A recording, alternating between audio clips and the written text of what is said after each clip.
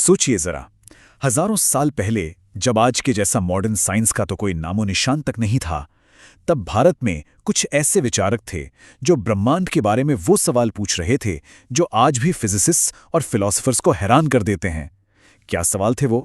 तो सबसे पहला, सबसे बेसिक सवाल, क्या ये जो दुनिया है, ये तारे, ये पहाड़, हम सब, क्या ये सब किसी एक ही मूल पदार्थ या सब्सटेंस से बने हैं? ये सवाल असल में रियलिटी की बिल्कुल जड़ तक जाने की एक कोशिश है। और फिर एक और भी कह सकते हैं रेवोल्यूशनरी सवाल सामने आया कि ये जो इतना बड़ा दिखने वाला ब्रह्मांड है, क्या इसकी नींव, इसका फाउंडेशन किसी ऐसी चीज पर टिका है जिसे हम देख ही नहीं सकते? क्या अदृश्य परमाणु मतलब एटम्स ही हर चीज का सीक्रेट हैं? और शायद सबसे जरूरी सवाल कि इन एलिमेंट्स को समझने का कोई बड़ा मकसद भी है। मतलब क्या यूनिवर्स के नियमों को जानकर, उसे समझकर परम शांति यानी मोक्ष मिल सकता है?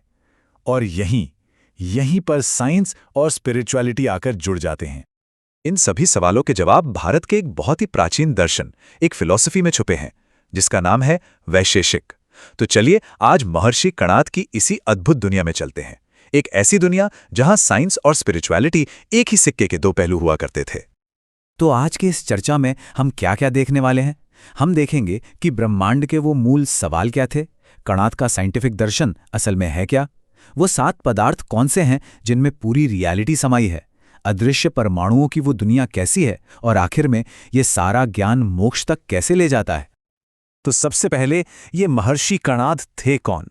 देखिए, वो सिर्फ एक ऋषि नहीं थे, वो एक साइंटिफिक सोच वाले फिलोसोफर थे।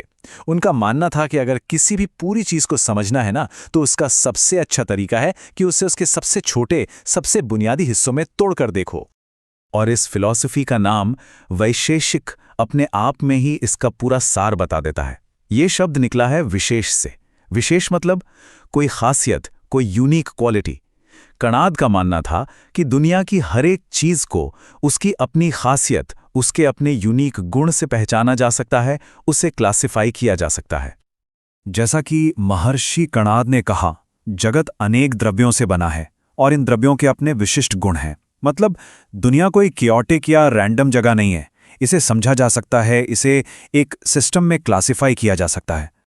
तो सवाल ये उठता है कि कणाद ने दुनिया को क्लासिफाई किया कैसे?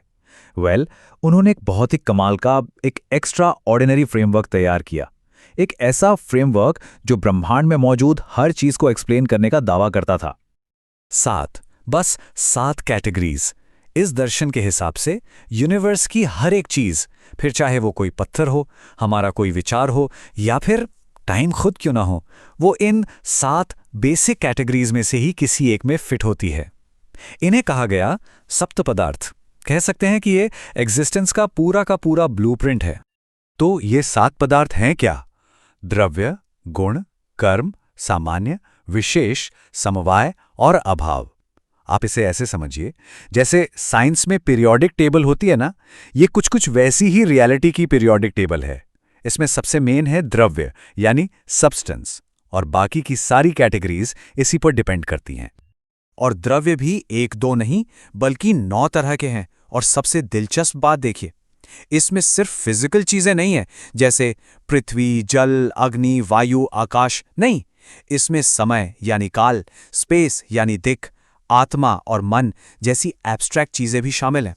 सोचिए कितना कॉम्प्रिहेंसिव क्लासिफिकेशन है ये। अच्छा, तो द्रव्य के बाद आते हैं गुण और कर्म। ये बहुत सिंपल है। गुण है किसी सब्सटेंस की क्वालिटी, जैसे किसी सेब का लाल रंग, और कर्म है उसमें होने वाला एक्शन या मोशन, जैसे उसी सेब का पेड़ से नीचे गिरना। चलिए अब आते हैं वैशेषिक दर्शन के सबसे फेमस और शायद साइंटिफिक तौर पर सबसे दूर की सोचने वाले हिस्से पर, जो है परमाणुवाद यानी एटॉमिक थ्योरी। ये सच में एक रेवोल्यूशनरी आइडिया था। सोचकर देखिए, आज से करीब 2600 साल पहले, जब किसी को नहीं पता था कि मैटर किस चीज़ से बना है, तब कणाद ने ये कहा कि हर फिजिकल चीज़ इंडिविजिबल कणों से, मतलब इंडिविजिबल पार्टिकल से बनी है, और उन्होंने उसे नाम दिया परमाणु।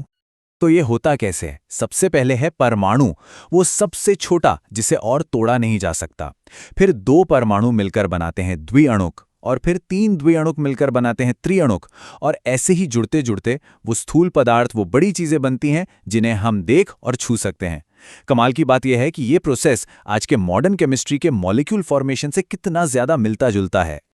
ठीक है, तो ये सारा scientific analysis, matter, atom, qualities, इन सब का आखिर मकसद क्या है? यहीं पर, इसी सवाल पर वैशेषिक दर्शन साइंस को स्पिरिचुअलिटी से जोड़ देता है। देखिए, वैशेषिक दर्शन कहता है कि आत्मा भी एक द्रव्य है, ये शाश्वत है, सर्वव्यापी है, लेकिन अज्ञान की वजह से, मतलब दुनिया की अधूरी समझ और हमारी इच्छाओं की वजह से ये दुख और जन्म मृत्यु के साइकिल में फंस जाती है। तो इस बंधन से आजादी कैसे मिलेगी? वैशेषिक का जवाब एकदम सीधा है, ज्ञान से, सच्चा ज्ञान। उनके लिए यूनिवर्स की एक रैशनल, एक साइंटिफिक समझ ही अज्ञान को मिटाने का रास्ता है। मतलब जब हम रियलिटी को ठीक वैसा ही जान लेते हैं जैसी वो असल में है, तो हमारी इच्छाएं, हमारा दुख, ये सब अपने आप खत्म हो जाते हैं और आत्मा आजाद हो जाती है। इसी को मोक्ष कहा गया है। और यहां देखिए, ये जो समानताएं हैं, ये कितनी कमाल की हैं। उनका परमाणुवाद आज की एटॉमिक फिजिक्स जैसा है, गुणधर्म की बात केमिस्ट्री से मिलती है, द्रव्यों का क्लासिफिकेशन टैक्सोनॉमी जैसा है, और काल दिक यानी टाइम स्पेस की बात तो मॉडर्न फिजिक्स का कोर है। ये समानताएं सच में सोचने पर मजबूर कर देती हैं। तो आखिर में हम क्या कह सकते हैं? एक साइंटिफिक दिमाग और एक आध्यात्मिक दिल, शायद यही वैश्विक दर्शन का सार है। यह हमें सिखाता है कि दुनिया को समझना और खुद को आज़ाद करना, ये 2 अलग अलग यात्राएं नहीं हैं, बल्कि एक ही सफ़र के 2 हिस्से हैं। तो आखिर में ये एक सवाल हमारे लिए भी है। हजारों साल पहले एक फिलॉसफर ने दावा किया कि दुनिया एटम से बनी है। तो ये प्राचीन साइंटिफिक फिलॉसफी आज साइंस और स्पिरिचुअलिटी के रिश्ते के बारे में हमारी सोच को कैसे बदल सकती है? क्या ये वाकई 2 अलग रास्ते हैं, या जैसा महर्षि कणाद ने सुझाया था, ब्रह्मांड को समझना ही खुद को समझने का सबसे गहरा रास्ता है?